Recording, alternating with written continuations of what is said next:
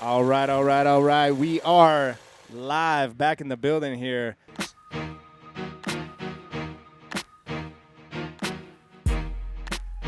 Not the same building that you saw us in last time. The attic. It might be obvious, but yes, we are up in the T. James attic, the man cave.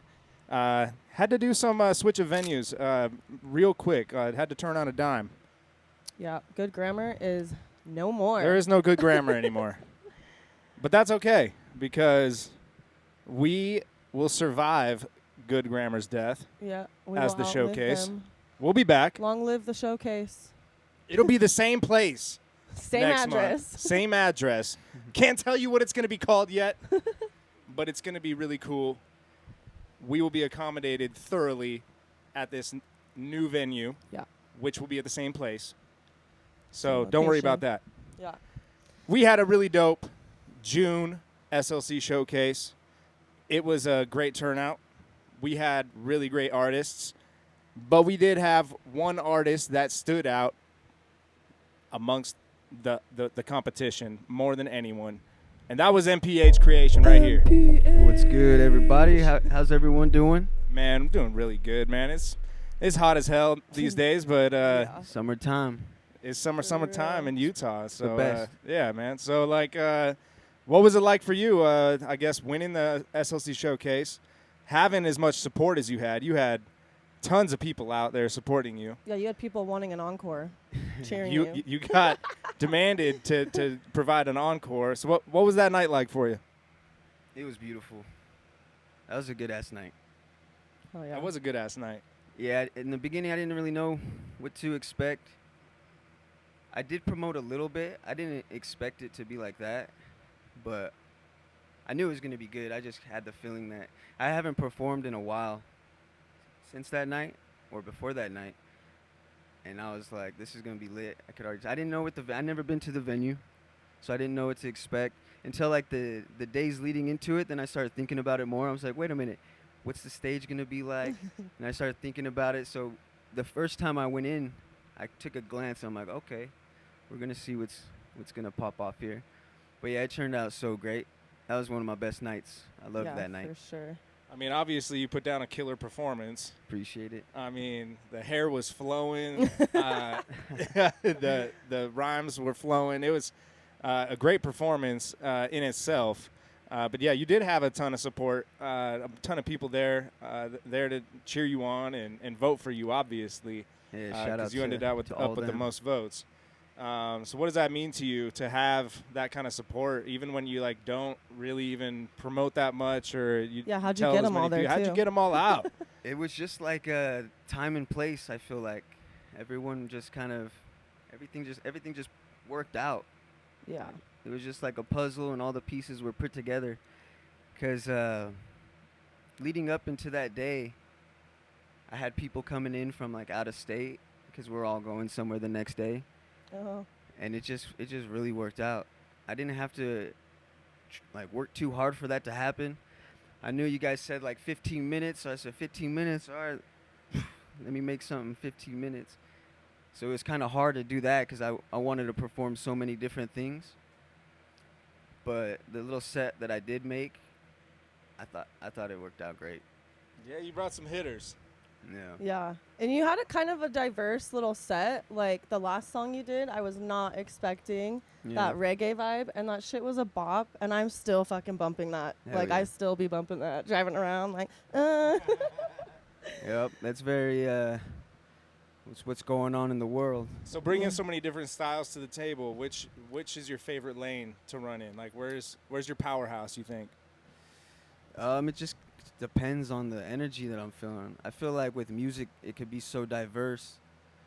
There's no limits to anything. So for sure. with music, it's just about like that song kind of just. That's when I knew that song was great on how I wrote it. Mm-hmm. Like I didn't try nothing. It just kind of was just there. Yeah. Like I wrote that so effortlessly. So just what based on inspired that happened. song? Because, I mean, it says the First of all, city's tell the burning. people what the song is called, how to The find city's it. burning. City is burning. Yep. Just society, human. That just kind of came out. Reggae is such a peaceful type of vibe. So when I got that beat, I actually wrote the lyrics before I heard the beat. Oh, really? So that's when I knew it was perfect. I recited the lyrics to that beat, and I said, "Oh, this is perfect." So Yeah. like, it was like a 45-minute thing. Like I wrote that song, and I didn't know like how long I was gonna have it. I said I do need the verse, hook, and all that stuff. And then I heard the beat, recited just on my notes, and it was the full song. I said, "Oh, that's the song." Went Oh, in and wow. recorded it. And that That's was it. That's awesome. when I was like, that's when I love the music when it's effortless like that. Not Yeah. too Well, much That's overthinking. when you know it's going to be good too, Yeah. right? I mean, you That's enter a that banger for zone sure. and just knock it out. It's like it's just coming pure from the heart, right? Mm-hmm. Exactly. Yeah. I was pulling that from higher power, my higher power, I guess. For sure. But yeah, I knew that was gonna be the last song I performed there. Yeah. That was cool. So I have a question. We've never asked this before to one of our artists, but coming in as a hip hop artist and you come in and you see that there's all these different kinds of genres that are performing, what does that intimidate you, or what does that do for you when you're performing and you see all these other genres? Because sometimes we'll have like hip hop dominated people and like the singer songwriters are there and they kind of get a little bit like, oh, this isn't my genre. I'm like gonna feel kind of out of place. How do you feel kind of with the different genres? I love it. Yeah. I love diversity and I love the respect to music. I don't feel like there's too many. I don't like to put things in boxes. I think it could be a wide variety of things. So when I see people showcase different arts, their passions through music, I just respect it. Great. And so do you do other art? Yeah, I'm a tattoo artist as That's well, what I thought. Cool. and I paint. Where do you tattoo at? My private studio is 6th and 6th Studios, Suite 13, downtown. Are you taking Salt new Lake City. clients? Oh yes, yes. I'm open booking for August right now, Oh, cool. September. Sweet. Yes, 6th and 6th Studios, right off the 6 South exit. You can't get in Salt Lake without it. Oh, yeah. Right underneath the bridge. Oh, cool. Perfect. Hell yeah! Get your tattoos, get your Yeah, I do, verses, get your hooks. I do a lot of different tattoos, but my niche is like micro realism, black and gray, Okay. things like this. Oh, sweet. So do Yeah, you rap sweet. and tattoo at the same time? Um, You got to pay extra for that, right? Yeah, that's the whole that's the whole package right there. That's funny. So how did you get into making music? Like, what was the backstory there? Like, when did you find that this is something that you wanted to do, and when did you start pursuing it more seriously? Music's been a part of me my whole life. I've always loved music. Just the way it makes you feel, the way that you can. Music to me, so like if I get chills when I hear a song, that's when I know it's right. Like the fact that music, a frequency, a vibration can make you feel something from something else, yeah. external or even internal, is crazy to me. So like I've always loved music.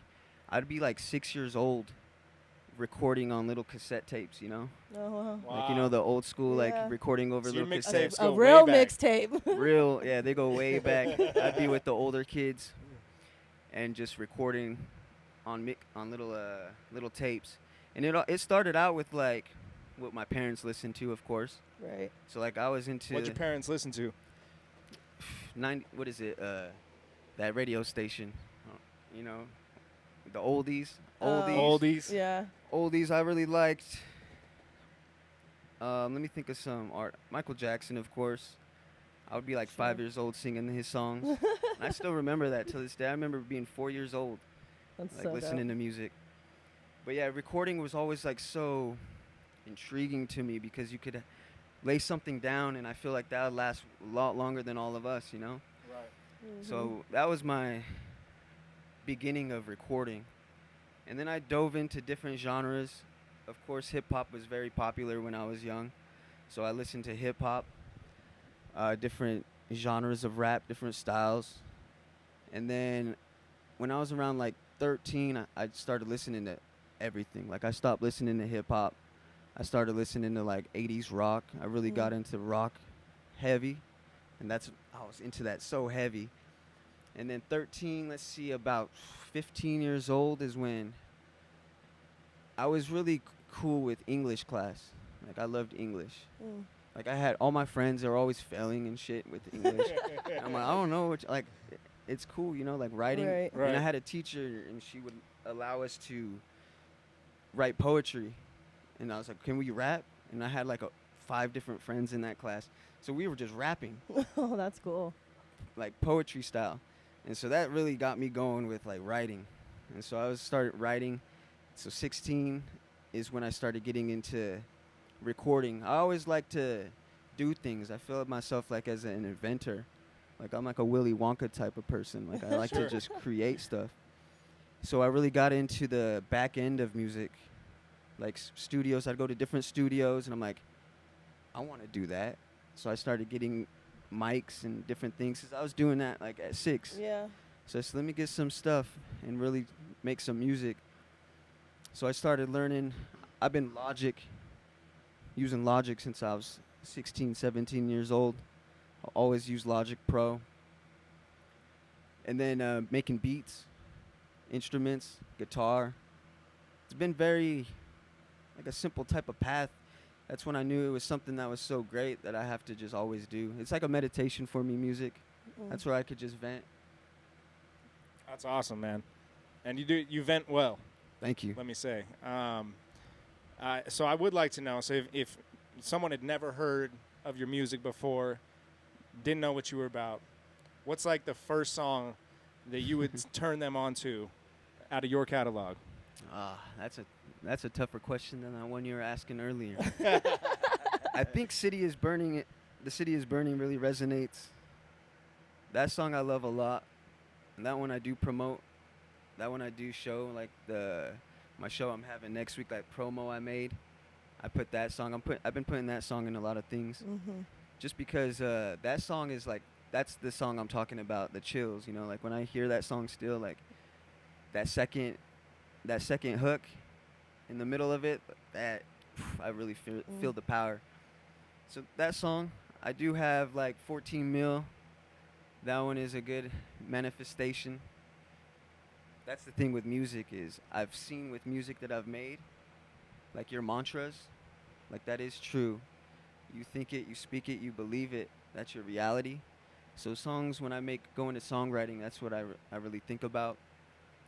But I have a song, Zone. That was one of my first ones I've released on all platforms back in 2017. I wish I was able to perform that one that night. But that's a really good one I always show people. Well, you are going to be invited back Yeah. to the Winner's Winner's Circle. in November. So you With that still hour got another set. chance to show people. Hopefully it's that hour set. It ain't that hour set. I'll tell you that right now. If you win, then you get the headlining show. Oh, that's true. That's true. The Winner's If you Circle. win the Winner's Circle, then winner you get a gets the headlining hour show. set. That's Yeah. for sure. But yeah, I mean, awesome job at the showcase. Yeah, you killed You're a it. super great performer. Mhm. It's very obvious that you feel it when you perform it, Yeah. and I think that helps everybody else feel it too. Yeah. So that was awesome. What are you working on now? What do you got coming up? What can people expect from you? Right now I'm doing a lot of remastering. I have a ton of music I've recorded since 2016 that kind of just been put off on the external drive. So I've been tapping back in. I got a really good system in my car now. So I'm able to hear music differently. So I'm like, oh, I could turn these hi-hats a little higher, maybe work on these drums a little more, do some vocal work. So I've been just diving into old music. Like my phone, I have my phone. It's so over, like the space is gone. Like when I'll open my phone, it's just a loading bar. Yeah. So like it's terrible, and I have this one app that I can't even get anymore, where I have all my music that I've always just bounced from my Mac, AirDrop, and so like I'm holding on to this phone. It can't. If that phone goes, like I lose so much. So I'm just going into different songs. Like with that showcase, I was like, what am I gonna perform? And I was just going through so many songs, like that Change Behavior. That song's an old song, and I said, this song is crazy. Like I surprise myself with songs that I've recorded that I have to bring back. So I've been working on remastering, remixing old songs. That's pretty much it. Yeah. Working on other sets, live sets. Right on, man. You got any shows coming up? I do. I have a show next weekend on the July 20th July 20th. It's gonna be like a block party. Oh, I'm sweet. Nice. performing on the Paul and B. Oh, Okay. nice. You know what that is? It's like that stage, the traveling stage. Oh, It's wow. like for DJs and You're stuff. It's familiar for my with those. boy's birthday. I've been on one of those. For my boy's birthday party.